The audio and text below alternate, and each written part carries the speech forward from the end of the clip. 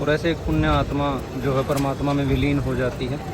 सब कुछ यहीं का यहीं धरा रह जाता है, ना कुछ साथ आया था ना कुछ साथ जाएगा। ये लीजिए जी, एम्बुलेंस भी आप देख सकते हैं पानी पर ही है यहाँ। तो मैंने तो पहली बार देखी, आप में से किसी ने देखी हो तो ज़रूर मुझे बताना। खुद मोदी जी चला रहे हैं क्या? ना, मोदी जी की सिर्फ फोटो लगी हुई है, चला कोई और रहा है। पार्थिव शरीर को गंगा के जल में पवित्र करने के बाद यहाँ से ले जाया जाता है दाह संस्कार के लिए। और यहाँ दुविधा देखिए, एक के बाद एक दूसरी अर्थी जो है वो तैयार है। और यहाँ जगह ही नहीं है भाई। गंगा जल से शुद्धि के बाद पार्थिव शरीर को यहाँ लेकर आया जाता है। ये ऊपर भी एक बहुत बड़ा हॉल जो है इन्होंने बनाया हुआ है, एक बड़ा शमशान घाट कह सकते हैं अंतिम संस्कार के लिए। अगर नीचे जगह नहीं बचती है, एक बार नीचे का मैं दिखा देता हूँ, यहाँ जगह नहीं होती है तो उसके बाद यहाँ लाया जाता है। यहाँ सांचे से ये बने हुए हैं, लगभग 15 सांचे हैं यहाँ। और यहाँ शुरू होती है अंतिम संस्कार की प्रक्रिया। इसके अलावा जैसे एक शव ये है, उसके अलावा 2 शव वहाँ रखे भी हैं अभी एक्स्ट्रा, जिनका अंतिम संस्कार अभी होना है। परिवारजनों व सगे संबंधियों द्वारा जो है पार्थिव शरीर को आखिरी बार लकड़ियाँ आदि अर्पित की जाती हैं। इसके बाद यहाँ दाह संस्कार हो जाता है। उधर एक और, ये चिता अभी ठंडी नहीं हुई है। ज़्यादातर यहाँ क्या होता है कि चिताएँ ठंडा होने में 5-6 घंटे का समय लेती हैं, इसलिए गंगाजल से इनको ठंडा किया जाता है। जैसा कि आपको मैंने व्लॉग में शुरू में भी दिखाया था कि गंगाजल डालकर जो चिता को है ठंडा किया जाता है, वरना फिर यहाँ जो है मृत शरीरों की भीड़ लग जाती है अंतिम संस्कार के लिए। उधर भी आप देख पा रहे होंगे अभी चल रहा है वही। और इधर एक है और उधर फिर से एक चिता जो है वो तैयार की जा रही है। संपूर्ण विधि विधान का पालन करते हुए पंडित जी की मौजूदगी में जो है शरीर को अग्नि दी जाती है। उससे पहले जो भी रीति रिवाज होते हैं उनको निभाया जाता है। जैसा कि आप नीचे देख पा रहे होंगे, वहाँ भी एक चिता जो है तैयार की जा रही है और अन्य पूरा शमशान घाट अभी भरा हुआ है। उसके अलावा वहाँ एक नई चिता तैयार की जा रही है। उसके अलावा 3-4 यहाँ नई तैयार की जा रही हैं।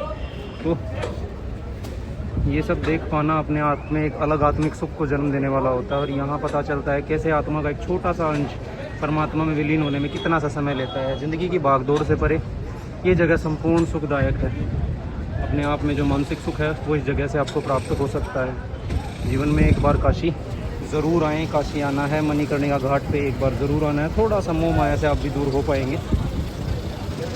उधर जो मैंने आपको चिता दिखाई थी उस पर जो है मृत शरीर को लाया गया है।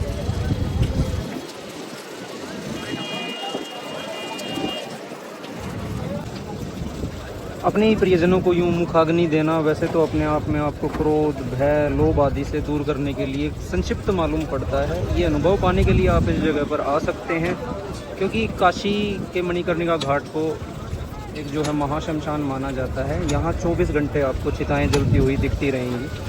कहा जाता है ये शमशान कभी नहीं बुझता है।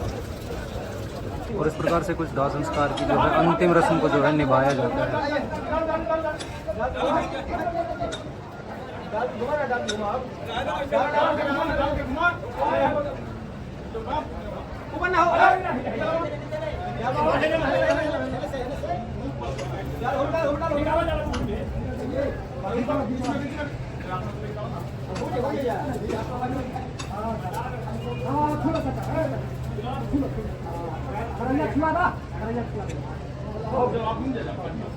एक और विशेष रस्म जो हमारे हिंदू धर्म में निभाई जाती है वो है अपना मुंडन करवाना। वो भी यहीं पूर्ण कर दी जाती है। यहाँ आपको नीचे 2-3 जगह पे नाई उपलब्ध होते हैं, वो इस रस्म को निभाने में आपका पूरा सहयोग जो है वो देते हैं। और ऐसे एक पुण्य आत्मा जो है परमात्मा में विलीन हो जाती है। सब कुछ यहीं का यहीं धरा रह जाता है, ना कुछ साथ आया था ना कुछ साथ जाएगा। तो पुनः वापस निकले अपने जो है गेस्ट हाउस की तरफ, क्योंकि गंगा आरती में हम सुबह शामिल हो चुके थे। शाम को हमारी कोई खास इच्छा है नहीं, भीड़ भी बहुत ज़्यादा थी। और एक सेकंड, इधर जो है खाने पीने की व्यवस्था है। काशी विश्वनाथ नाम से कॉरिडोर ही यहाँ बना दिया गया है, जहाँ पे तरह तरह के खाद्य पदार्थ आपको मिल सकते हैं। दुर्भाग्य से मोस्टली जो है फास्ट फूड ही यहाँ अवेलेबल है। तो हमारी कोई इच्छा नहीं है भाई फास्ट फूड आदि की, तो तो वापस निकल रहे हैं गेस्ट हाउस की तरफ।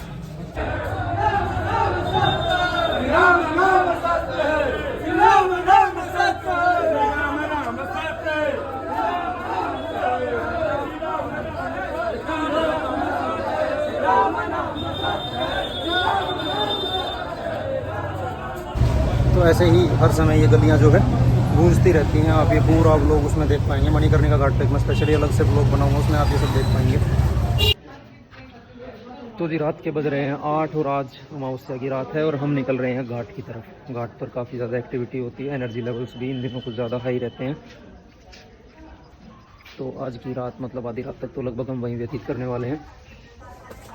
हमारे गेस्ट हाउस वाले भाई साहब ने बता दिया कि 12 बजे तक आप एंट्री कर सकते हो, उसके बाद तक भी कर सकते हो, कोई खास इशू वाली बात है नहीं। तो उन्हीं पतली पतली गलियों से हम निकल रहे हैं घाट की तरफ। और एनर्जी लेवल्स की मैं बात कर रहा था तो बहुत से लोगों ने सुना भी होगा कुंडलिनी आदि के बारे में। तो जो ऊर्जा है थोड़ी सी बड़ी रहती है इन दिनों में और थोड़ा काबू करना भी मुश्किल होता है। कोशिश करेंगे। ध्यान वैसे तो अपने आप में एक अवस्था है, लगेगा तो लगेगा, नहीं लगेगा तो मत लगे। हमारे काम है एफर्ट करना। शरीर रुकता नहीं है एक स्थान पे।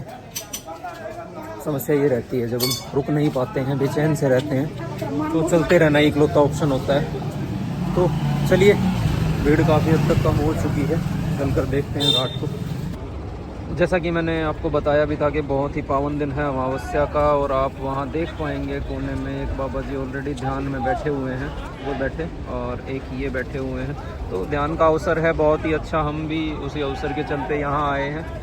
पहले हमें आभास नहीं था कि शिवरात्रि और अमावस्या एक साथ है। आने से पहले, आने का प्लान तो ऐसे ही बना था, उसके बाद हम वहाँ पहुँचे थे।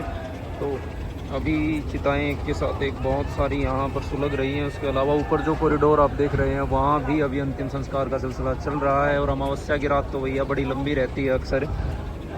बहुत से अघोरी और साधु बाबा आपको यहाँ देखने को मिलेंगे। तो अध्यात्म की दृष्टि से भी भाई जो अमावस्या का दिन है वो काफ़ी महत्व रखता है। अमावस्या और पूर्णिमा दोनों ही दिन बहुत ज़्यादा महत्वपूर्ण होते हैं। हर इंसान की एनर्जी की एक अलग मूवमेंट होती है, वो सब अपने अपने हिसाब से महसूस कर पाते होंगे। किताबी बातों पर मैं नहीं जाऊँगा, जो जैसा महसूस करे वैसा सही मान सकता है। तो चिताएँ आप देख पा रहे हैं, 8:30 बज चुके हैं, फिर भी यहाँ पर शमशान सुलग रहा है और पूरी रात ये ऐसे ही सुलगता रहता है। और यकीन मानिए भयावह ये ज़रा भी नहीं है। आप सोच सकते हैं कितनी मानसिक शांति आपको यहाँ आकर मिल सकती है।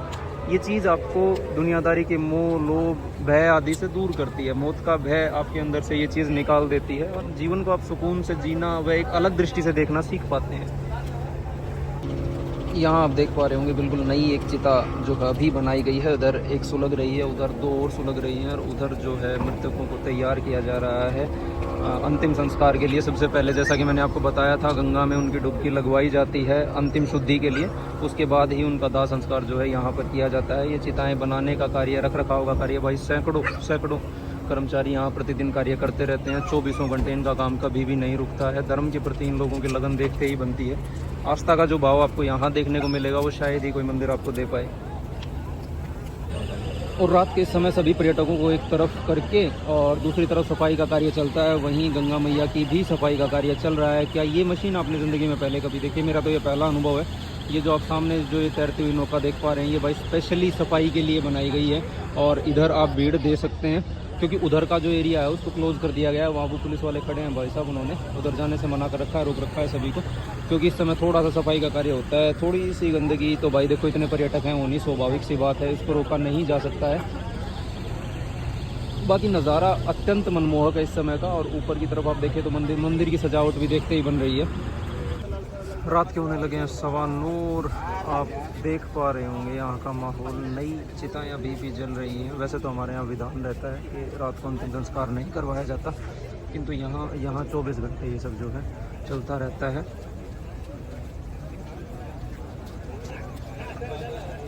आखिरकार द्वार जो है वो दोबारा खोल दिए गए हैं और भीड़ जो है मंदिर की तरफ आप दौड़ते हुए देख पा रहे होंगे। काफ़ी देर से इनको रोक कर रखा गया था, दोनों ही तरफ से लोग आ रहे हैं। और रात के अभी हो रहे हैं 9:15 बजे। इतनी भीड़ का मतलब समझ रहे हैं आप। काफ़ी हद तक यहाँ पर्यटन बढ़ा हुआ है।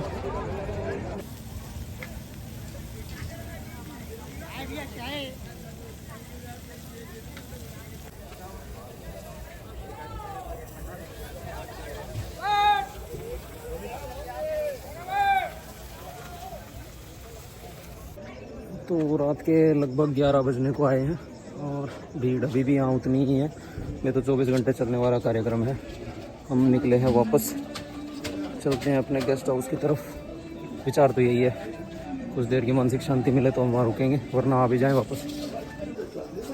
तो वापस आ चुके हैं अपनी उन्हीं गलियों में। दूध खरीद लिया, पानी की बोतल भी ले ली, जो मेरे पास बोतल थी वो शायद ख़राब हो गई थी थोड़ी। और इसके बाद हम जो है निकलते हैं वापस अपने गेस्ट हाउस की तरफ। भीड़ काफ़ी हद तक शाम को छट जाती है, शाम का समय अच्छा है वहाँ घूमने के लिए, लेकिन आगे घाट पे तो बहुत ज़्यादा भीड़ थी इस समय।